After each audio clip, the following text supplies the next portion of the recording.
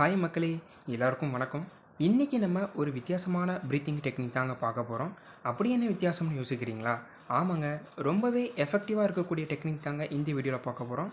வாங்க வீடியோக்குள்ளே போகலாம். Vim half breathing. நேம்லே வித்தியாசமாக இருக்குல்ல? ஆமாங்க, இதை கண்டுபிடிச்சவர் பேர் விம் ஹாஃப். அதனால் இதுக்கு விம் ஹாஃப் ப்ரீத்திங்னு வச்சுருக்காங்க.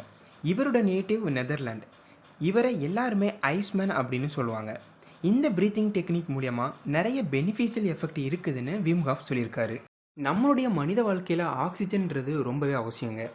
அந்த ஆக்சிஜனோட லெவலை நம்மளுடைய நுரையீரலை அதிகப்படுத்துறது மட்டும் இல்லாமல் நுரையீரலோட கெப்பாசிட்டியை பலப்படுத்துதுங்க.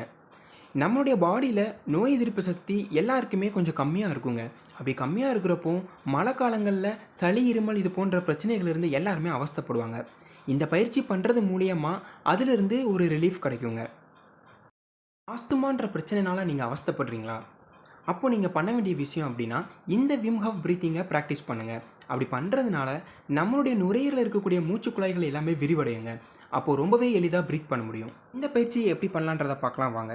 இந்த பயிற்சியை நம்ம 3 செட்டாக பண்ணணும். மொதல் செட்டில் 3 ஸ்டெப் இருக்குங்க. இந்த பயிற்சியை எப்போதுமே பண்ணும்போது யோகா மேட்டில் சமணக்கால் போட்டு பண்ணுங்கள். 2 கைகளையுமே தொடையில் வச்சுக்கோங்க. கை விரல்களில் இந்த முத்ராவை கையில் அடாப்ட் பண்ணிக்கோங்க. இதை நம்ம சின் முத்ரான்னு சொல்லுவோம். உங்களுடைய தலை மற்றும் முதுகை ஸ்ட்ரெயிட்டாக வச்சுக்கோங்க. இப்போ கண்களை மெதுவாக மூடிக்கோங்க. கண்களை மூட முடியாதவங்க கண்களை திறந்துட்டு கூட பண்ணலாங்க. ஃபஸ்ட்டு ஸ்டெப், 10 கவுண்டு மூச்சை நல்லா ஆழமாக இழுத்து வெளிவிடணுங்க. அதாவது ஒவ்வொரு கவுண்டுக்கும் மூச்சை இழுத்து மூச்சை வெளிவிடணுங்க. இதே மாதிரி 10 கவுண்டு பண்ணுங்கள். 2வது ஸ்டெப் எப்படி பண்ணணும் அப்படின்னா 20 கவுண்ட் வரை மூச்சை வெளியில் ஹோல்டு பண்ணி வைக்கிறதாங்க 2வது ஸ்டெப். இதை எப்படி பண்ணணும் அப்படின்னா மொதல் ஸ்டெப் பண்ணதுக்கப்புறமா நல்ல மூச்சை ஆழமாக இழுத்து மூச்சை வெளியில் விட்டுறணுங்க. அப்படி மூச்சை விட்டதுக்கப்புறம் 20 கவுண்ட் வரை மூச்சை நல்லா ஹோல்டு பண்ணி வைக்கிறதாங்க 2வது ஸ்டெப். 3வது ஸ்டெப் எப்படி பண்ணலான்றதை பார்க்கலாம். 10 கவுண்ட் வரை உங்களுடைய மூச்சை உள்ளுக்குள்ளாடி ஹோல்டு பண்ணி வைக்கணுங்க. இதை எப்படி பண்ணணும் அப்படின்னா 2வது ஸ்டெப்பு பண்ணதுக்கு அப்புறமா நல்லா ஆழமாக மூச்சை உள்ளே இழுக்கணுங்க.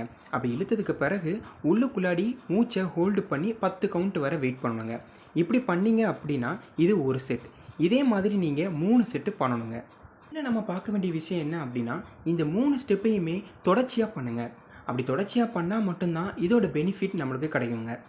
இந்த பயிற்சிக்கு விம் ஹாஃப் கவுண்ட்டை அதிகப்படுத்தியிருப்பாருங்க. அதாவது முதல் ஸ்டெப்பில் 30 கவுண்ட்டும் 2வது ஸ்டெப்பில் 60 கவுண்ட்டும் 3வது ஸ்டெப்பில் 15 கவுண்ட்டும் கொடுத்துருப்பாருங்க.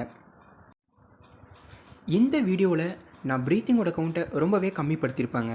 அது ஏன் அப்படின்னா தொடக்க நிலையில் எல்லாருக்குமே ஈஸியாக இருக்கணும் அப்படின்றதுனால கவுண்ட்டை கம்மி பண்ணியிருப்பாங்க. உங்களுடைய லங்ஸோட கெப்பாசிட்டியை அதிகப்படுத்தினதுக்கப்புறமா ப்ரீத்தை ஹோல்டு பண்ணி வைக்கக்கூடிய கவுண்ட்டையும் நீங்கள் அதிகப்படுத்திக்கோங்க. தினமும் காலையில் இந்த பயிற்சியை பண்ணிட்டு வரதுனால ஆஸ்துமான்ற பிரச்சனையை முழுவதுமாக சரி பண்ணலாங்க. இந்த பயிற்சியை நானும் ட்ரை பண்ணி பார்த்தேங்க. எனக்கு ரொம்பவே ஹெல்ப்ஃபுல்லாக இருந்துச்சு. இதே மாதிரி உங்களுக்கும் ஹெல்ப்ஃபுல்லாக இருக்கணும்னு நான் நினைக்கிறேன். இது வரைக்கும் நம்ம சேனலை நீங்கள் சப்ஸ்கிரைப் பண்ணாமல் இருந்தீங்கன்னா மறக்காமல் சப்ஸ்கிரைப் பண்ணிக்கோங்க. மறக்காமல் லைக் அண்ட் ஷேர் கமெண்ட் பண்ணிக்கோங்க. பெல் ஐக்கானை கிளிக் பண்ணிக்கோங்க. அப்போ தான் நான் புதுசாக வீடியோ போட்டால் அது உங்களுக்கு